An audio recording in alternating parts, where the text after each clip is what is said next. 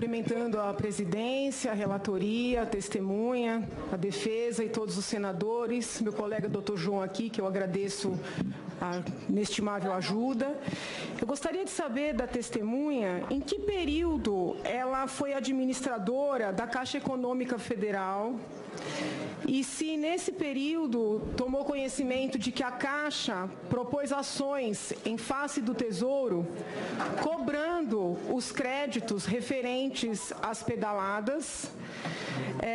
Se confirma que estas pedaladas foram escrituradas pela Caixa Econômica Federal como crédito perante o Tesouro. Imagino que no que diz respeito à contabilidade do Tesouro, a testemunha não tenha conhecimento, mas no que diz respeito à da Caixa, sim.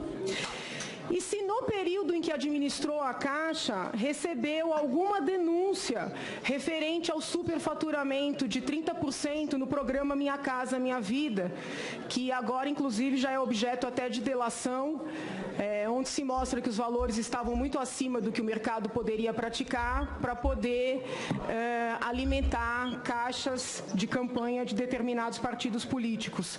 E se sim, se alguma providência foi tomada nesse sentido. Pela ordem, senhor presidente. Pela ordem, defesa. Pela ordem. Senhora presidenta, conforme reiteradamente tem sido salientado, a denúncia envolve dois aspectos. Envolve o Plano Safra na sua relação com o Banco do Brasil e envolve os decretos de abertura de crédito suplementar. Tem admitido o senhor presidente por liberalidade que os senhores senadores e a defesa façam considerações sobre todos os assuntos que quiserem, mas as perguntas têm que ser localizadas exclusivamente em relação ao objeto da denúncia. As perguntas feitas pela acusação fogem inteiramente, na sua segunda etapa, não na primeira, mas na segunda etapa, fogem inteiramente ao escopo desse processo. Senhor Eduardo Cardoso, a pergunta pode ser feita, a resposta pode não ser dada. Eu pediria que Vossa Senhoria, então, orientasse a testemunha. Ao arbítrio da testemunha, com a argumentação de Vossa Excelência, ao arbítrio dela está a responder ou não as perguntas feitas pela acusação. Eu agradeço. Muito obrigada.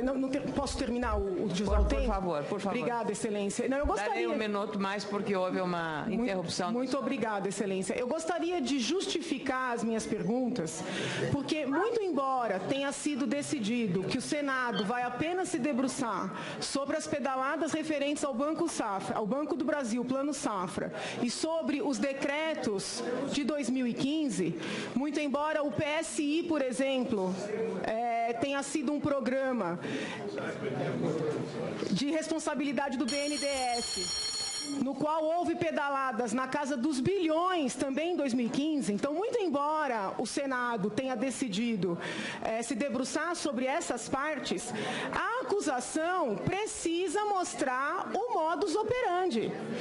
E a verdade é a seguinte: todas as pedaladas descritas referente à Caixa Econômica Federal, elas estão na denúncia.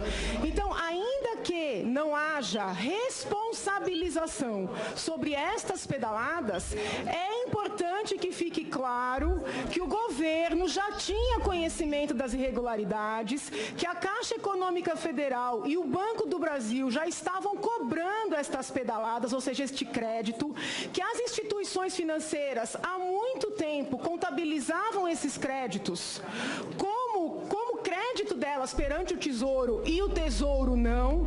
Então, com todo respeito à defesa, as perguntas são procedentes. E se a testemunha se negar a responder, para mim será apenas um indício, né, de que o governo tem muito a esconder, né, com todo respeito, porque nós estamos falando de modus operandi, né? Toda acusação trabalha dessa forma. Ainda que não vá haver uma responsabilização sobre 2014, 2014 deixa claro o golpe do qual o país foi vítima. Então, eu reitero a importância da testemunha responder, especialmente com relação a essas fraudes, esse superfaturamento envolvendo Minha Casa Minha Vida, porque reiteradamente a defesa fala de delações premiadas, de gravações, de fraudes outras, de corrupções, que estas sim não estão descritas na denúncia. Então, acho que é papel da acusação mostrar a verdade dos fatos. Muito obrigada, Excelência. Pela ordem, senhora presidenta, pela ordem. Obrigada, doutora Janaína. Pela ordem, doutor José Apenas para Eduardo. observar que a não resposta da testemunha não induz a indício de absolutamente nada. nada. O objeto desse processo é claro, Sua Excelência o Presidente da Comissão tem reiterado, a testemunha não está obrigada nem revelará nenhum tipo de indício se eventualmente não responder o que não é objeto desse processo. Já foi esclarecido a testemunha, doutora. Houve a fala, novamente, pediria então que Vossa Excelência... É o direito que cabe aos senadores e também e à defesa acusação também, e à defesa também. Todos são iguais aqui. Com a palavra, a doutora Miriam Belchior, por 3 minutos. Doutor João, primeiro eu não falei de imprevisibilidade da meta, eu falei de imprevisibilidade da situação econômica. Tá? Para chegar a uma meta, para chegar às receitas previstas, o governo federal e o Congresso depois faz os ajustes que considera necessários, estabelece parâmetros de crescimento do país, parâmetros de inflação, parâmetros do valor do dólar, do barril do petróleo, enfim, uma infinidade de parâmetros. Se formos olhar esses parâmetros que dão base à receita que será prevista e que, portanto, a despesa que eu posso fazer e a meta que eu quero alcançar como consequência, também o mesmo tipo de engano foi feito, pelo que eu disse aqui, pelos outros agentes econômicos, né? Porque houve, de fato, uma mudança muito abrupta e uma recuperação mais lenta da economia do que estava previsto, né? Por todos, não só pelo governo. Quero lembrar de novo que esses parâmetros foram apresentados pelo governo em agosto do ano anterior. Ou seja, em agosto eu entreguei aqui ao presidente do Senado a peça orçamentária. Ela, quando chega final de julho, já está toda formatada. Então, não é imprevisibilidade da meta, é imprevisibilidade dos parâmetros econômicos que dão base à possibilidade de receita, só para ajustar o entendimento em relação ao que eu tinha falado. Em relação a essa reunião do Tesouro, eu não participei nem tive conhecimento sobre ela.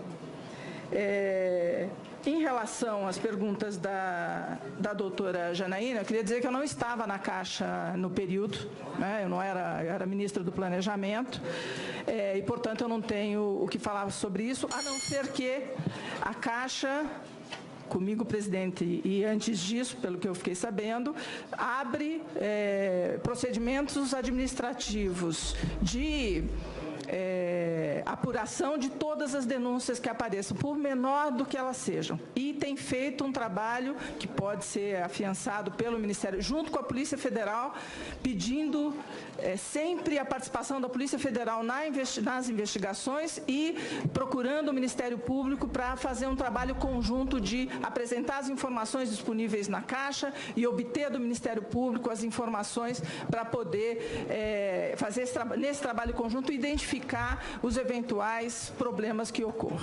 Obrigada, doutora Miriam. 3 minutos para a acusação. Sim.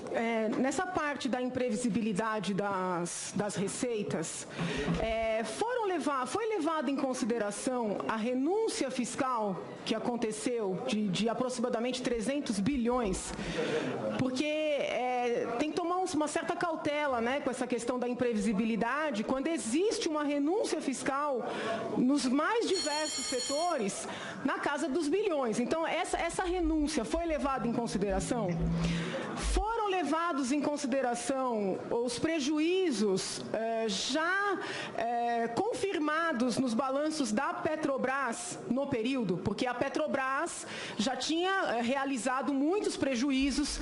Esses prejuízos, esse desfalque na Petrobras foi levado em consideração?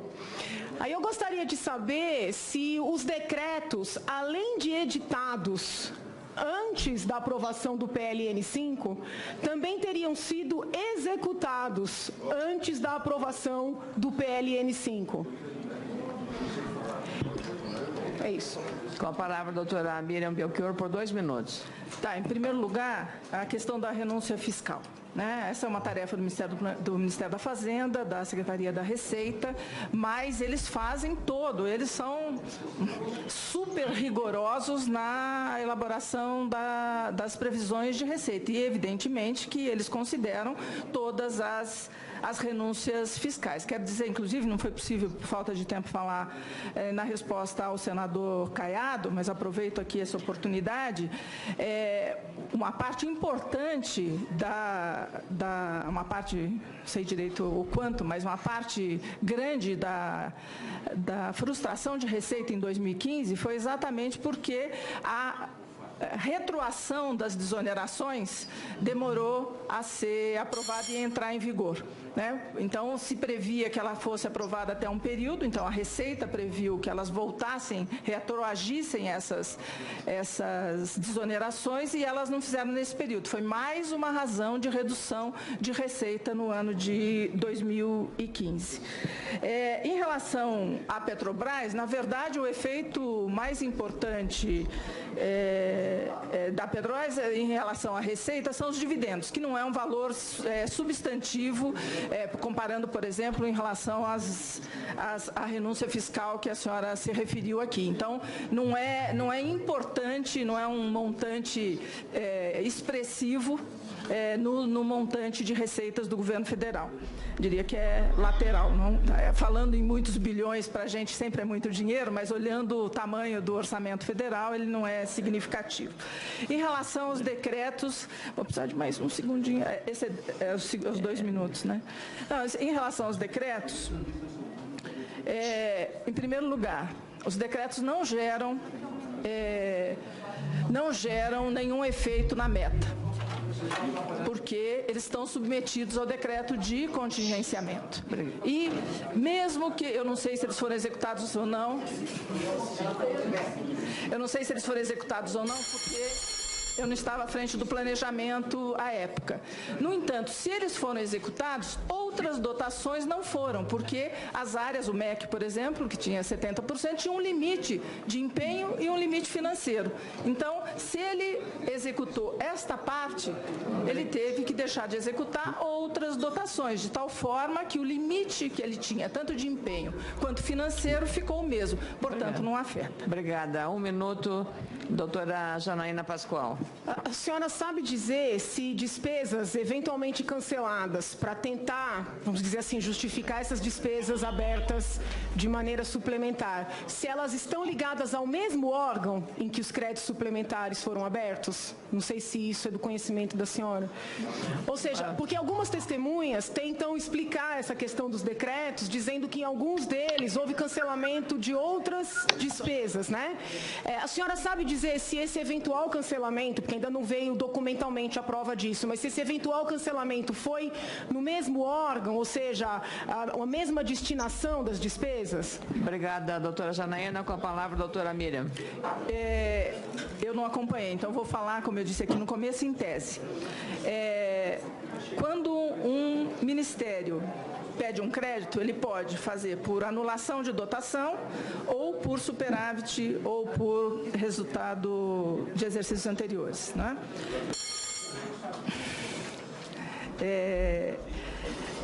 Nem sempre, né, nem sempre o que eles oferecem de dotação, o planejamento aceita. Porque, por exemplo, afeta uma prioridade de governo importante. Se o MEC quiser deixar de fazer as universidades que estão previstas de serem feitas pelo país, o planejamento vai dizer, não, nessa dotação você não pode mexer, porque essa é uma das prioridades do PPA, do Plano Plurianual. Então, vamos ver de onde que vocês podem tirar. Então, pode ou não ter sido, né? Mas é natural que os ministérios, que são os responsáveis pelas políticas públicas, por essas políticas públicas, escolham aquelas que provoquem menos danos nas políticas que vão ser desenvolvidas. Obrigada, doutora. Não usa indício de absolutamente nada.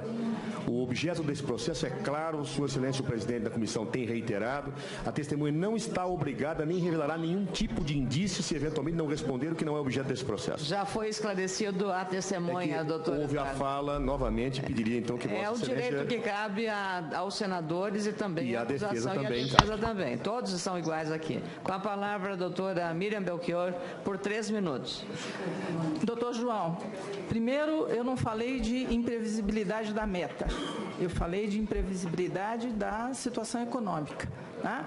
Para chegar a uma meta, para chegar às receitas previstas, o governo federal e o Congresso depois faz os ajustes que considera necessários, estabelece parâmetros de crescimento do país, parâmetros de inflação, parâmetros do valor do dólar, do barril do petróleo, enfim, uma infinidade de parâmetros.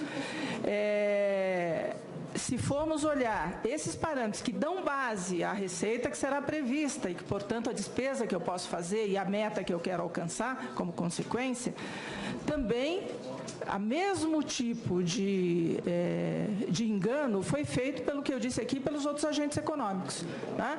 Porque houve, de fato, uma mudança muito abrupta e uma recuperação mais lenta da economia do que estava previsto, né? Por todos, não só pelo governo. Quero lembrar de novo que esses parâmetros foram apresentados pelo governo em agosto do ano anterior. Ou seja, em agosto eu entreguei aqui ao presidente do Senado a peça orçamentária. Ela, quando chega final de julho, já está toda formatada. Então, não é imprevisibilidade da meta, é imprevisibilidade dos parâmetros econômicos que dão base à possibilidade de receita, só para ajustar o entendimento em relação ao que eu tinha falado. Em relação a essa reunião do Tesouro, eu não participei nem tive conhecimento sobre ela. Em relação às perguntas da doutora Janaína, eu queria dizer que eu não estava na Caixa no período, né? Eu era ministra do Planejamento, e, portanto, eu não tenho o que falar sobre isso, a não ser que uma parte importante uma parte, não sei direito o quanto, mas uma parte grande da frustração de receita em 2015 foi exatamente porque a retroação das desonerações demorou a ser aprovada e entrar em vigor, né? Então, se previa que ela fosse aprovada até um período, então a Receita previu que elas voltassem, retroagissem essas desonerações e elas não fizeram nesse período. Foi mais uma razão de redução de receita no ano de 2015.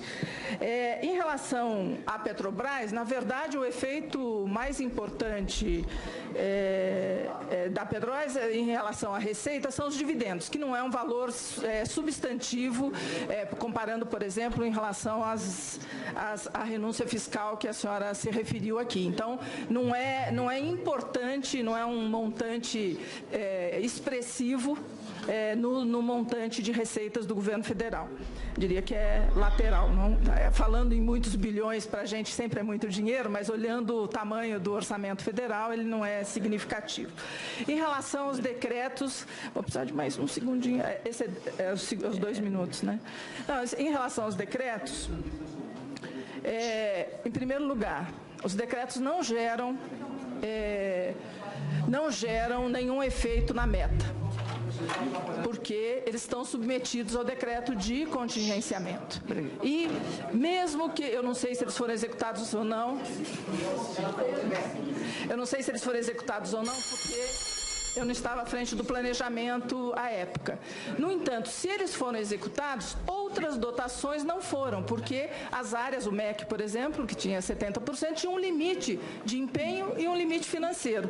Então, se ele executou esta parte, ele teve que deixar de executar outras dotações, de tal forma que o limite que ele tinha, tanto de empenho quanto financeiro, ficou o mesmo. Portanto, não afeta. Obrigada. 1 minuto, doutora Janaína Pascoal. A senhora sabe dizer se despesas eventualmente canceladas para tentar, vamos dizer assim, justificar essas despesas abertas de maneira suplementar, se elas estão ligadas ao mesmo órgão em que os créditos suplementares... Noto mais porque houve uma interrupção. Muito obrigada, Excelência. Eu gostaria de justificar as minhas perguntas, porque, muito embora tenha sido decidido que o Senado vai apenas se debruçar sobre as pedaladas referentes ao Banco Safra, ao Banco do Brasil, Plano Safra, e sobre os decretos de 2015, muito embora o PSI, por exemplo, tenha sido um programa de responsabilidade do BNDES, no qual houve pedaladas na casa dos bilhões também em 2015. Então, muito embora o Senado tenha decidido se debruçar sobre essas partes, a acusação precisa mostrar o modus operandi. E a verdade é a seguinte: todas as pedaladas descritas referente à Caixa Econômica Federal, elas estão na denúncia. Então, ainda que não haja responsabilização sobre estas pedaladas, é importante que fique claro que o governo já tinha conhecimento das irregularidades, que a Caixa Econômica Federal e o Banco do Brasil já estavam cobrando estas pedaladas, ou seja, este crédito, que as instituições financeiras há muito tempo contabilizavam esses créditos como crédito delas perante o Tesouro e o Tesouro não. Então, com todo respeito à defesa, as perguntas são procedentes. E se a testemunha se negar a responder, para mim será apenas um indício, né, de que o governo tem muito a esconder, né, com todo respeito, porque nós estamos falando de modus operandi, né? Toda acusação trabalha dessa forma, ainda que não vá haver uma responsabilização sobre 2014 deixa claro o golpe do qual o país foi vítima. Então, eu reitero a importância da testemunha responder, especialmente com relação a essas fraudes, esse superfaturamento envolvendo Minha Casa Minha Vida, porque, reiteradamente, a defesa fala de delações premiadas, de gravações, de fraudes outras, de corrupções, que estas sim não estão descritas na denúncia. Então, acho que é papel da acusação mostrar a verdade dos fatos. Muito obrigada, excelência. Pela ordem, senhora presidenta, pela ordem. Obrigada, doutora Janaína. Pela ordem, doutor José Eduardo. Apenas observar que a não resposta da testemunha não induz. Cumprimentando a presidência, a relatoria, a testemunha, a defesa e todos os senadores, meu colega doutor João aqui, que eu agradeço a inestimável ajuda. Eu gostaria de saber da testemunha em que período ela foi administradora da Caixa Econômica Federal e se nesse período tomou conhecimento de que a Caixa propôs ações em face do Tesouro, cobrando os créditos referentes às pedaladas. Se confirma que estas pedaladas foram escrituradas pela Caixa Econômica Federal como crédito perante o Tesouro. Imagino que no que diz respeito à contabilidade do Tesouro, a testemunha não tenha conhecimento, mas no que diz respeito à da Caixa, sim. E se no período em que administrou a Caixa, recebeu alguma denúncia referente ao superfaturamento de 30% no programa Minha Casa Minha Vida, que agora, inclusive, já é objeto até de delação, onde se mostra que os valores estavam muito acima do que o mercado poderia praticar para poder alimentar caixas de campanha de determinados partidos políticos. E se sim, se alguma providência foi tomada nesse sentido. Pela ordem, senhora presidente. Pela ordem, defesa. Pela ordem. Senhora presidenta, conforme reiteradamente tem sido salientado, a denúncia envolve dois aspectos. Envolve o Plano Safra na sua relação com o Banco do Brasil e envolve os decretos de abertura de crédito suplementar. Tem admitido o senhor presidente por liberalidade que os senhores senadores e a defesa façam considerações sobre todos os assuntos que quiserem, mas as perguntas têm que ser localizadas exclusivamente em relação ao objeto da denúncia. As perguntas feitas pela acusação fogem inteiramente, na sua segunda etapa, não na primeira, mas na segunda etapa, fogem inteiramente ao escopo desse processo. Senhor José Eduardo Cardoso, a pergunta pode ser feita, a resposta pode não ser dada. Pediria que Vossa Senhoria, então, orientasse a testemunha. Ao arbítrio da testemunha, com a argumentação de Vossa Excelência, ao arbítrio dela está responder ou não as perguntas feitas pela acusação. Eu agradeço. Muito obrigada. Posso terminar o por favor, por favor. Obrigada, Excelência. Não, eu gostaria... A Caixa... Comigo, presidente, e antes disso, pelo que eu fiquei sabendo, abre procedimentos administrativos de apuração de todas as denúncias que apareçam, por menor do que elas sejam. E tem feito um trabalho que pode ser afiançado pelo Ministério, junto com a Polícia Federal, pedindo sempre a participação da Polícia Federal nas investigações e procurando o Ministério Público para fazer um trabalho conjunto de apresentar as informações disponíveis na Caixa e obter do Ministério Público as informações para poder fazer nesse trabalho conjunto identificar os eventuais problemas que ocorram. Obrigada, doutora Miriam. 3 minutos para a acusação. Sim. Nessa parte da imprevisibilidade das receitas, foi levado em consideração a renúncia fiscal que aconteceu de aproximadamente 300 bilhões? Porque tem que tomar uma certa cautela, né, com essa questão da imprevisibilidade, quando existe uma renúncia fiscal nos mais diversos setores, na casa dos bilhões. Então, essa renúncia foi levada em consideração? Foram levados em consideração os prejuízos já confirmados nos balanços da Petrobras no período? Porque a Petrobras já tinha realizado muitos prejuízos. Esses prejuízos, esse desfalque na Petrobras foi levado em consideração? Aí eu gostaria de saber se os decretos, além de editados antes da aprovação do PLN 5, também teriam sido executados antes da aprovação do PLN 5. É isso. Com a palavra, a doutora Miriam Belchior, por 2 minutos. Tá, em primeiro lugar, a questão da renúncia fiscal. Né? Essa é uma tarefa do Ministério da Fazenda, da Secretaria da Receita, mas eles fazem eles são super rigorosos na elaboração das previsões de receita e, evidentemente, que eles consideram todas as renúncias fiscais. Quero dizer, inclusive, não foi possível, por falta de tempo, falar na resposta ao senador Caiado, mas aproveito aqui essa oportunidade,